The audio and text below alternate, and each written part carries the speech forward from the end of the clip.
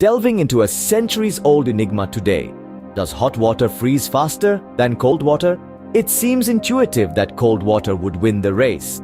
But sometimes the unexpected happens. This peculiar occurrence, known as the Impemba Effect, dates all the way back to Aristotle's era. However, the science behind it isn't straightforward. Experiments have confirmed that, under certain conditions, hot water can indeed freeze quicker than cold. Several theories have been suggested to explain this, including evaporation, convection currents, and changes in gas solubility in hot water.